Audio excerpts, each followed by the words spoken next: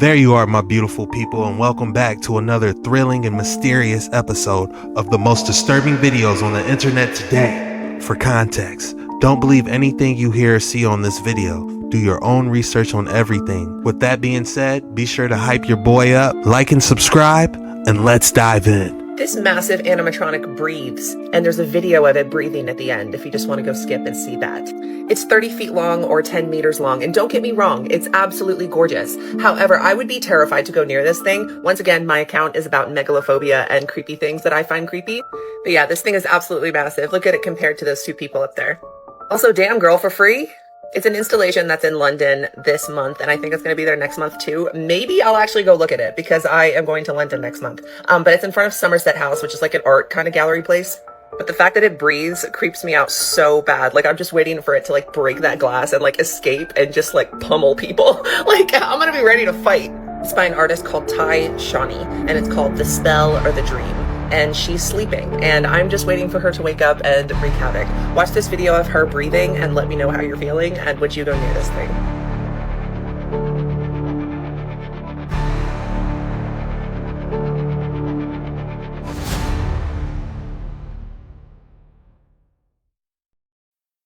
This massive animatronic. That is pretty creepy, and if you look at the building it's behind too, I wonder what building that is. Definitely giving me old world vibes. The secret aquarium for the elites.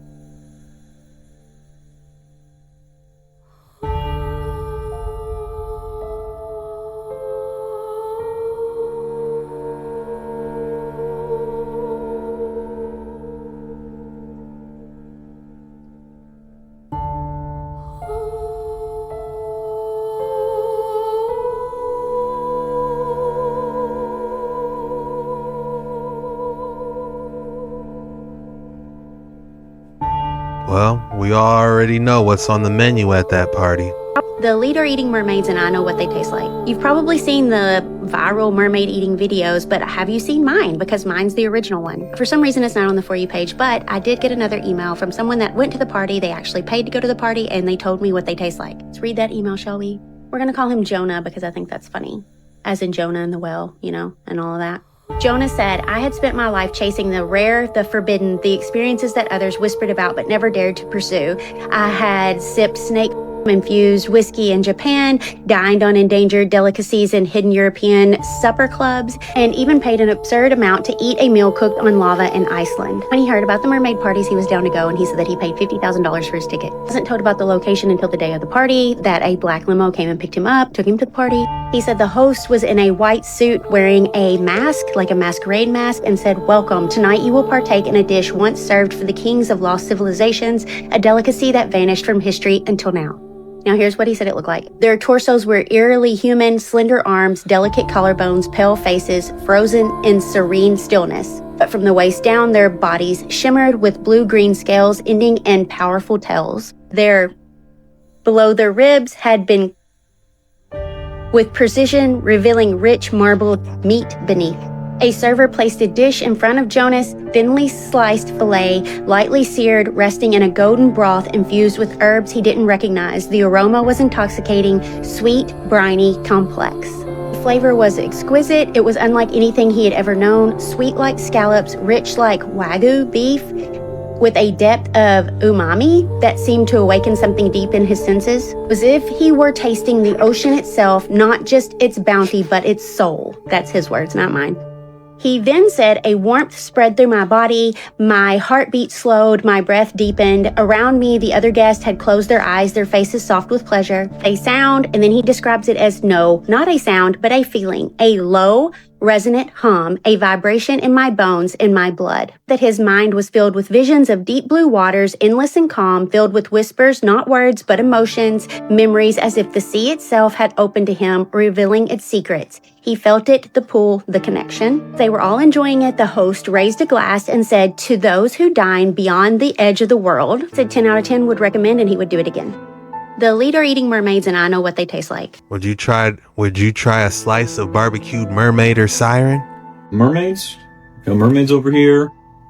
We've got the person on the trumpet, which you always see. They were allegedly going around on these ships, ploy as well too. Maybe they were just in the air. Basic weather vane harness. Check this. So this is inside the building. Now, if lightning, let's just make this real simple. If lightning was traveling from here down into this, while this thing spins, that would be energy. Then this thing spins. Then there's an orb. That orb could contain different types of materials like mercury. But what's interesting is this rod is going into the house, into the wood, into the rest of the home.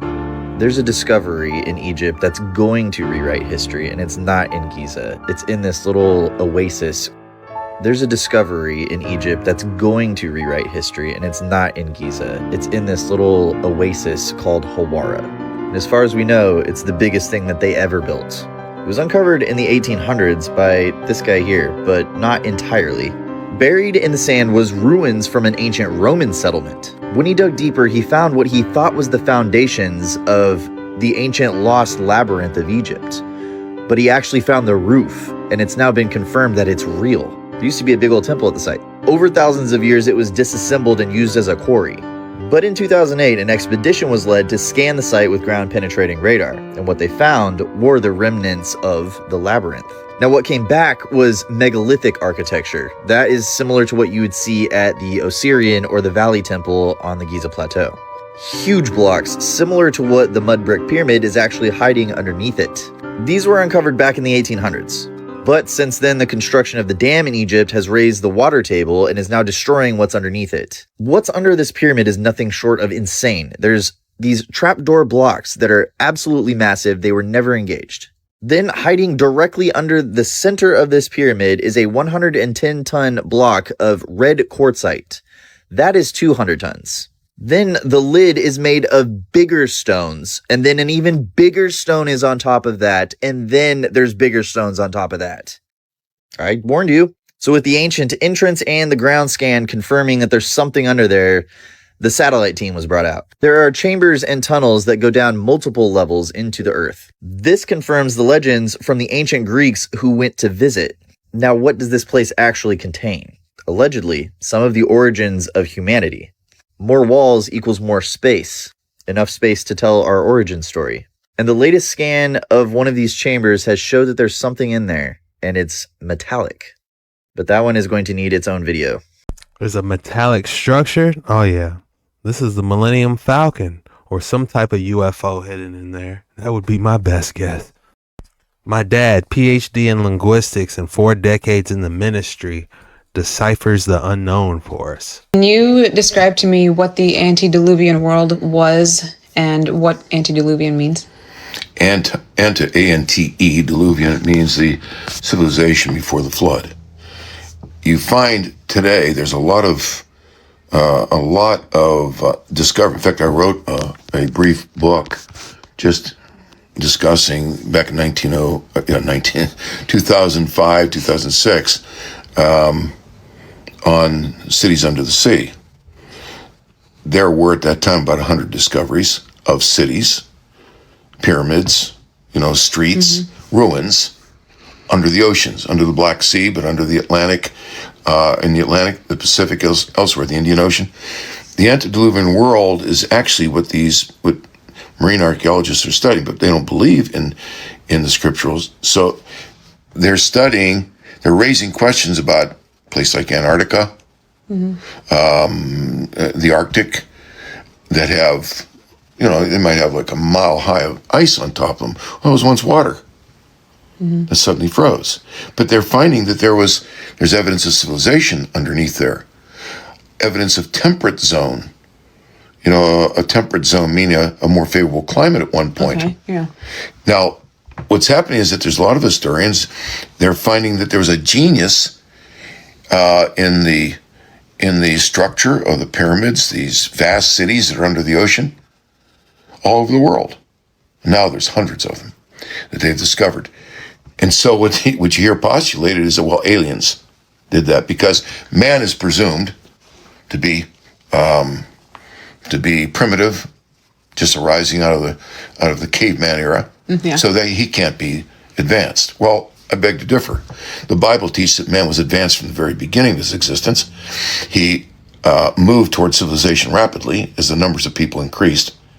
The Antediluvian world shows that. That world was destroyed by the Noahic flood. The language of the flood is borne out in the geology of what we find in the continents around the world. The flood, it wasn't just a flood, it was volcanic, it was earthquake, it was massive flooding. It was the fountains of the great deep were broken up, which, by the way, I know of no document in the ancient world that knows that other than the Bible. You'll find these 40,000 miles worth of fountains of water, hot water still coming up from the floor of the ocean. Okay. The Bible describes that the fountains of the great deep burst. They broke open. About 40,000 miles of them now that we know of. All of that broke open of a sudden. And civilization, after God closed Noah and his family, and of course the animals in the ark, civilization, once the cataclysm began, civilization was gone in probably about 5 to 10 minutes, if it took that long. For example, right now they're talking about all these massive volcanic, these craters underneath Yellowstone. Yeah, they're afraid they're going to blow. They're going to blow up. But they don't realize they already have. All over the world, there's these massive. Yellowstone is a crater. All over the world, there's hundreds of these, if not thousands. And they were massive volcanoes, and they went off. The tsunamis that were formed weren't 100 feet high. They were several thousand feet high. And you see that you can see it in the Mid-Atlantic Ridge. It's a ridge that goes down the base of the Atlantic between the Africa and the Western and the African continents. Mid-Atlantic Ridge is a massive crack that broke open, and the mountains rose. The scriptures actually, literally in Hebrew, it says the mountains rose, the valleys fell. You see it in the scarring, mountains suddenly rising. You see it in the burn marks of friction of the mountains, rock going through rock as the mountains are erected. Now, geologists don't like that because it challenges their evolutionary beliefs and then would force them to come to grips with the God of Scripture. Unbelief has its biases, its prejudices too. It isn't neutral. Correct. The point is the Antediluvian world shows advanced civilization all over the world buried. For example, off the western coast of Cuba at the 1900 foot level, there's a civilization down there in ruins. All over the world you find that. Well, assuming the water at 6 stone level, how'd they get there? How did the water cover them all? There's only one explanation, and evolution doesn't have it. So all those that are studying, the genius of that world, the pyramids that are underneath the water, underneath Antarctica, if that's true, all over the world, pyramids and cities and ruins. What happened to all those? They were genius up front. Evolution has no answer to that. Okay, Dad. Can you describe... I like to do what is called eat the meat and spit out the bones, but this man just served us a 20-ounce T-bone steak. I would love to know what his book is called.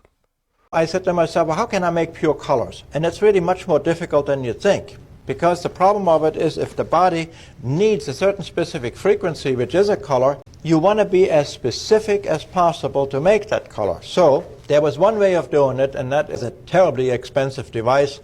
It consists of several mirrors, a hologram and all that. It's actually what it does is you have a high intensity light which goes through a slit, and then you dissect that slit Actually, the slit makes a rainbow, and then you dissect the rainbow, and you just pick out the particular colors.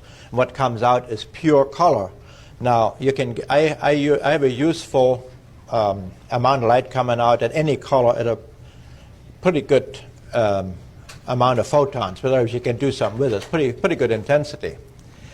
So I go up to Los Alamos and I ask this guy who buys all their salvage, and he says, well, I got something which is a monochromator. I said, what's a monochromator? He says, well, that's mono means single color. So you can make single colors. He says, the only problem is this thing is damaged. I said, how much do you want for it? He says, $130. I say, come on, you're crazy. The thing is damaged. The mirror is shattered by a laser. They shot lasers through it and busted the mirrors up and so on. Well, I got a piece of junk. But here my proprietary God or my helper here, he says, buy it, buy it. So my wife says, you're crazy. I said, I'm going to buy it. So I have it at home, and I'm really shocked because it's a mess. It's all taken apart and so forth. So that night I go to bed and I said, I don't know what you pulled this time, but I think it's useless. Next morning I wake up with a total knowledge of the whole science of monochromatry I had on my mind. I put the damn thing together, never seen it before, assembled it all, took the back off. The mirror was only shattered on opposite sides, so I could turn it 90 degrees, or 45 degrees, or 90 degrees, and I had a perfect unit. So now I could make pure colors.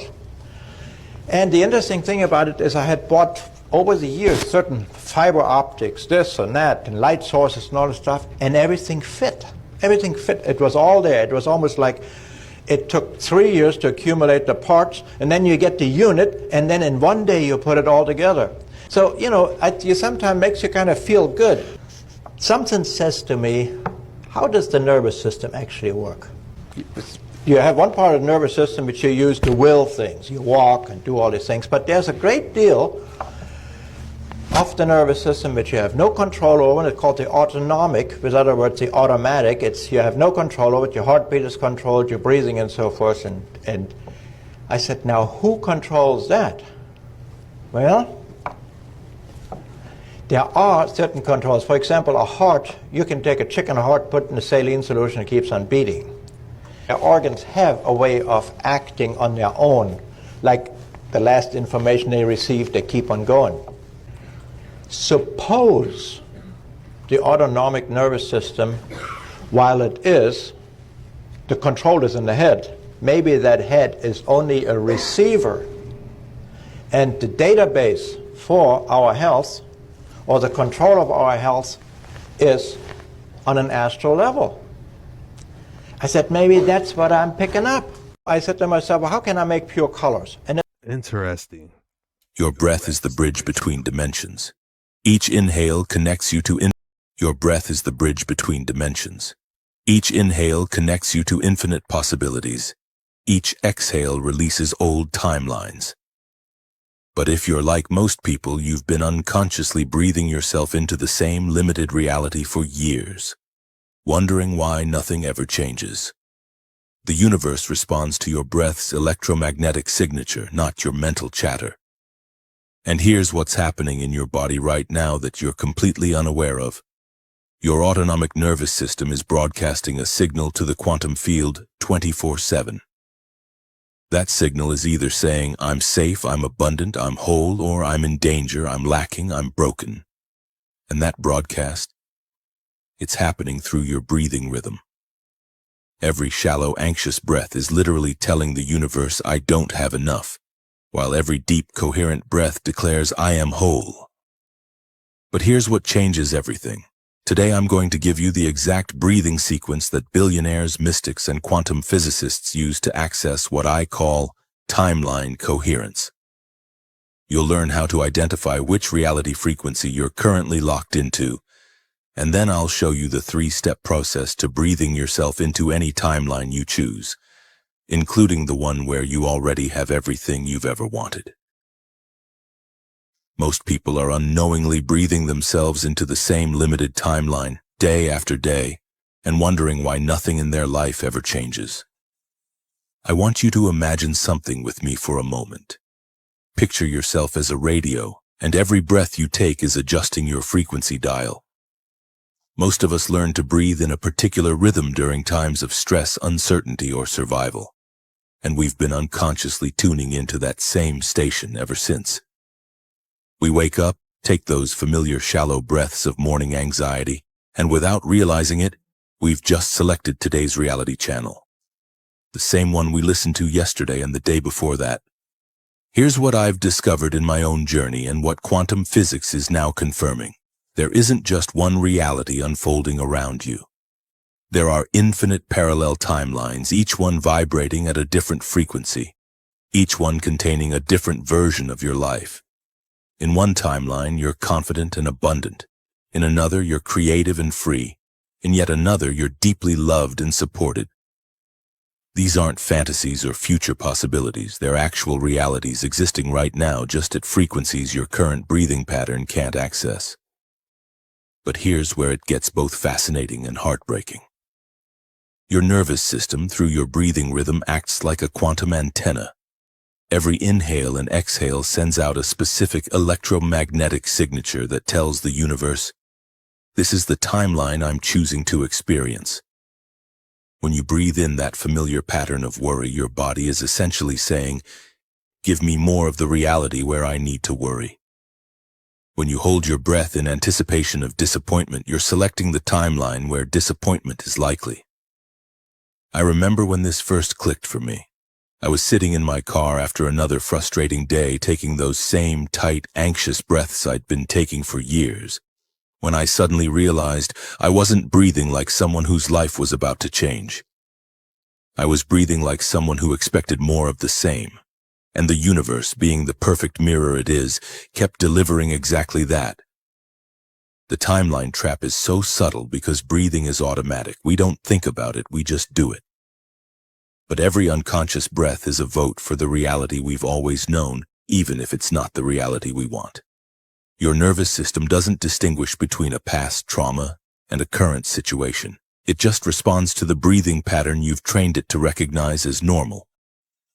This is why so many beautiful, intelligent, deserving people feel stuck despite trying everything. They're using their minds to reach for new realities while their breath keeps them anchored to old ones. They're trying to manifest from their thoughts while their nervous system is broadcasting a completely different message through their respiratory rhythm. But here's what's even more shocking. You've actually been doing manifestation backwards this entire time, and once you understand why, everything changes. What I'm about to show you will completely shatter everything you believe about how manifestation actually works, because it's not happening in your mind. For years, I believed what most of us have been taught, that manifestation was about getting my thoughts right, visualizing perfectly, and affirming with enough conviction. I spent countless mornings in meditation, crafting vision boards, and your breath is the bridge between dimensions. Each inhale... I'm trying to figure out how to breathe. Where's part 2 at? That was disturbing and fascinating at the same time.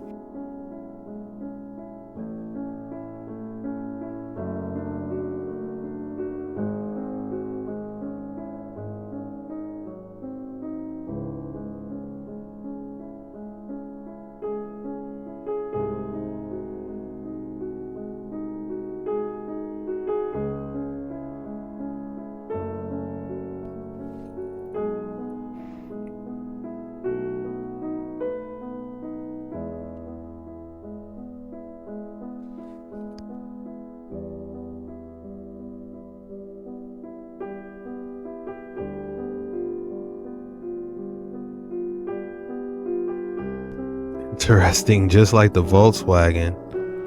Okay, that's a crazy correlation. We got a lot of crazy correlations popping up. North Star, okay. Interesting.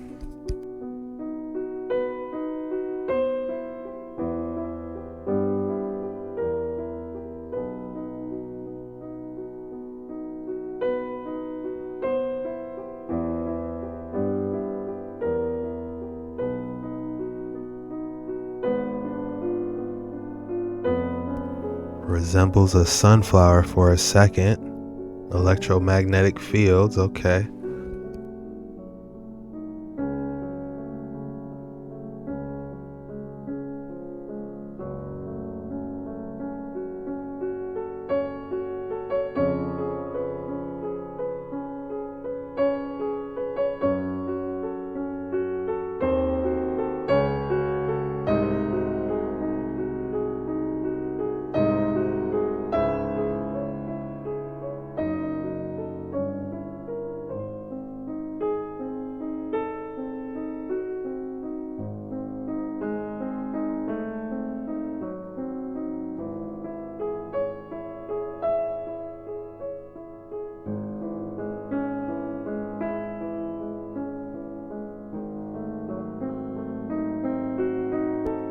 The Vortex heart. Interesting. Heart being a vortex. This is some pretty deep stuff. Advanced disturbing TikToks.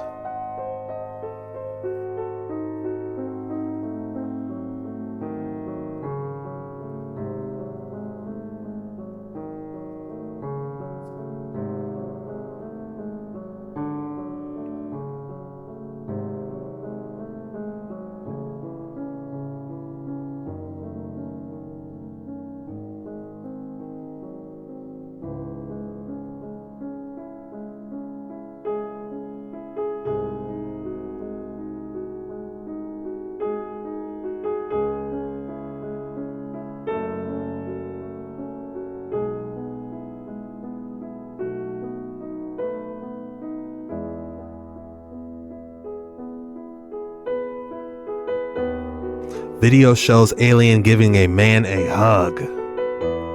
What a wild discovery. This video just surfaced online showing a small gray extraterrestrial coming up to a man, and then later the man even gives the alien-like being a hug. Now, some say this was just a hoax made to get views, but others believe it's real, saying the creatures are actually androids or robots, supposedly working for a different species of alien who is not robotic. But whether it's real or fake, this footage at least gives us an idea of what these beings might look like. And if they're out there, would you want to meet one? Personally, I'd be a bit scared to meet an alien, especially if it came up and hugged me unexpectedly. I mean, we have no idea what their intentions are. But I have to admit, the idea of there being other life forms out there in the universe is kind of cool. Who knows what they could teach us? And besides, it's not like we're the only life in the universe. We're made from the same building blocks as the universe itself. So why should it? What a wild. I would have did a spinning back kick so fast. And I love how everyone at the end is just minding their business while this dude is casually hugging the alien gray. Come on. That's absolutely crazy. That's all we have for today's video. If you made it this far, the code word is Saturday Banger. Be sure to type Saturday Banger in the comments below. That lets me know you're a real one. You just not some NPC or random coming in here. You actually rock with your boy. And I just want to say thank you so much for your support. I love you guys and it means the world to me. This was the most disturbing videos on the internet today. Be sure to head over to Jet Ski Chuck later on tonight because I'm doubling up on you. With that being said, see you later.